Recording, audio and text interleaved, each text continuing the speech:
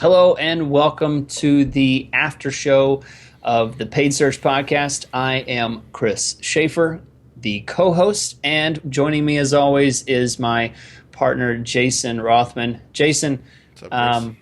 how are you doing? Doing great, doing great, Just finished recording a pretty good podcast. But Jason and I wanted to tease a little bit about some of the things we're going to talk about in upcoming podcasts. But before we get there, I'm beginning to learn a little bit more about Jason. Jason and I can't go out and grab a beer together, unfortunately. We are too far apart to really hang out very much. So instead, we chat over Skype. And I've gotten a little bit to know about Jason, and he shared something very interesting with me today. And Jason, tell us a little bit about the secrets of success that come from waiter pads. Bulk ordering waiter pads on Amazon. Well, what's that about? That is about a guy named James Altucher. He is a guy who blogs a lot, and he's a guy who made $15 million, blew it all, made a bunch of money again, blew it all, had real problems in his life, and he started writing about them. And this is kind of his third act and his comeback. And his main point of his blog was like, trying to figure out what did I do good when I was making a bunch of money and having success, and then what did I do bad when I was losing money and my personal life was going horrible. And he came up with this practice called the daily practice, and you take care of yourself emotionally, physically, mentally, and spiritually, and just make yourself a little bit healthier every day in those four aspects.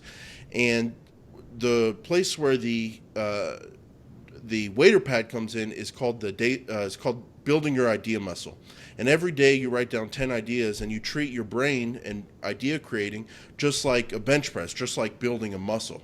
And his whole point is like, anytime he came up with good ideas or good business ideas, it was always through continually writing down ideas, and that helped him in his businesses. And so I did that. And his thing he always preached was, you build this just like a muscle. Eventually you'll become an idea machine. And then in this crazy economy we live in, where there's ups and downs and technology's changing everything, you can figure out ways to make money and take care of your family. And so it's something I do every day, and I write down 10 ideas, and it has worked for me. And today you saw the 10 ideas for the podcast episodes that we should come up with, and you were pretty, I'd say, impressed with the list. I was. It's really effective. I like it. I might have to look into it. It's something, I try and, I'm trying to get up to 100 pounds on bench press now. I'm working my way up to the triple digits, still on 70 pounds. I have a long way to go. But, that's it's something I hadn't really thought about, is the creative muscle, the idea muscle. It's kind of cool.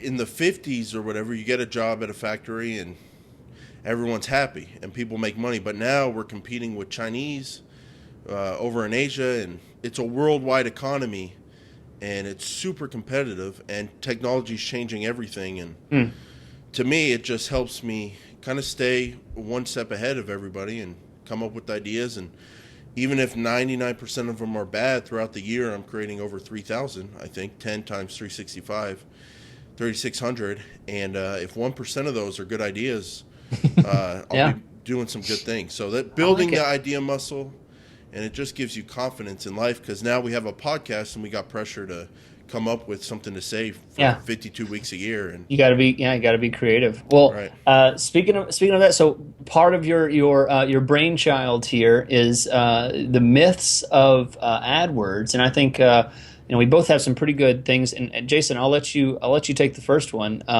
What is one of the ridiculous things that you hear clients legitimately ask in good faith, that there's something to this, they just want to they want to ask you? Well, Donald Trump moment. I'm very successful. I have a lot of clients, a ton of clients. Yes, from all over the world. Yeah. I just signed up a moving company from Kenya. That's my new. That's how I close them these days, Chris, on the phone. The moving companies that call me, I say I have movers all across the country and the world. Just signed up a moving company in Kenya. It's impressive. Yeah, I bet they're fast too. Right. Because Bing! Kenyans are fast, right? ping pong, Chris, they have trucks just like, no, honestly, I was surprised. Like, I was like, how much economic activity goes on in Kenya? Because I see headlines about wars and bombs, but apparently there's enough to support a moving company. So that's cool. So I got a ton of clients, internationally known.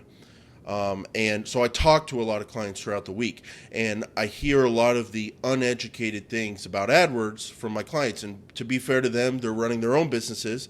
They're not in AdWords like we are, and so they hear things, and to us they sound crazy, but to them, it's a legit questions. And one that I hear over and over and over and over is, does spending money on Google AdWords and giving Google thousands of dollars a month and tens of thousands of dollars a year, does that help me with my SEO because I'm showing them I'm a good Google customer?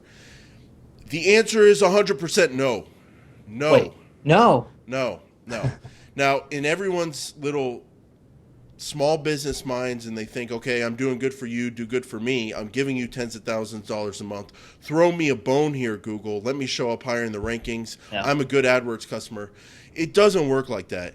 And the worst thing Google could ever do is mix up people's minds with thinking that paying them money equals showing up higher in the Google rankings. That's just 100% not true.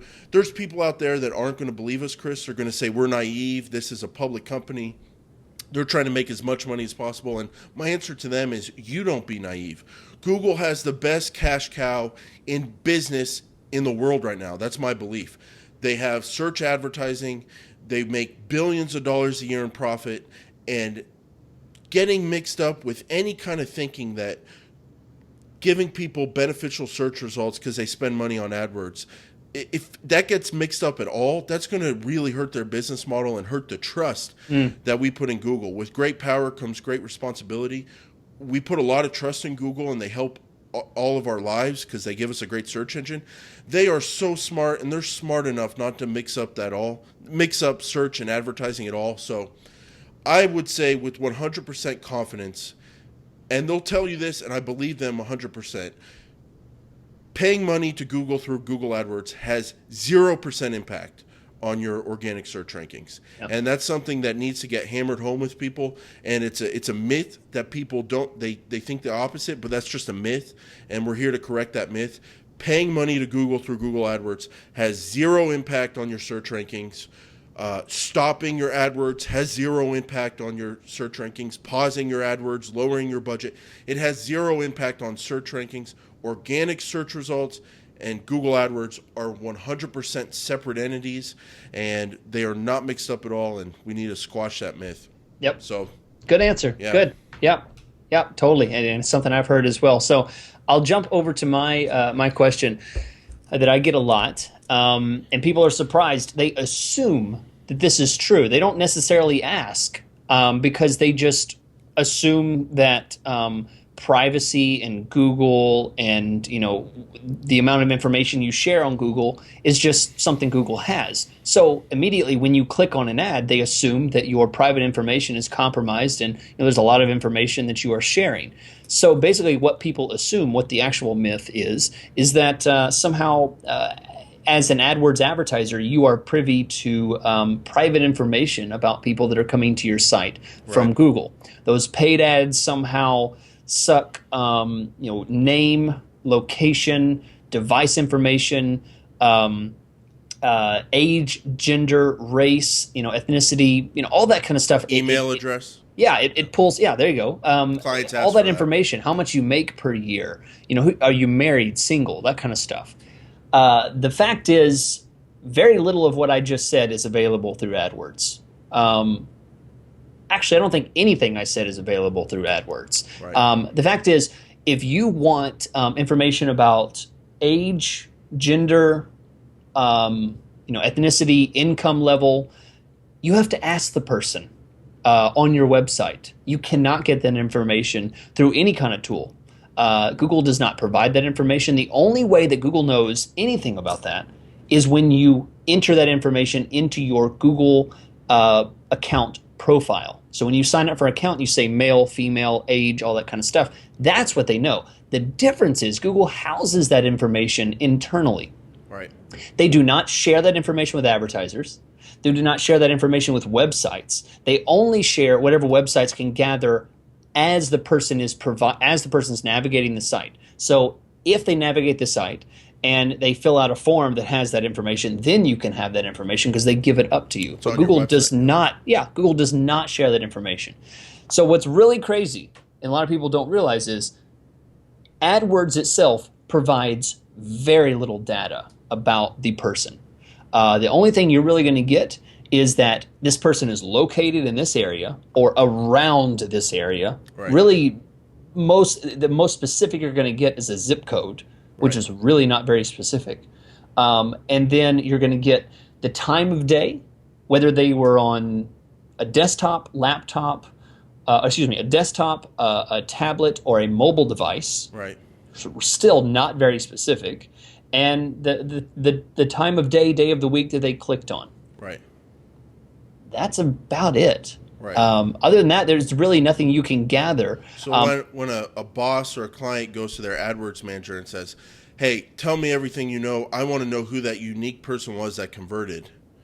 All you can know is what they give you on the website. Yeah. And I get that question all the time. Only that very little information is available through AdWords. The difference is when you pair AdWords with analytics, now we have a whole lot more information. So AdWords itself is very scarce on information. You pair analytics, now, pulling my notes out here, you can see what they did on your site.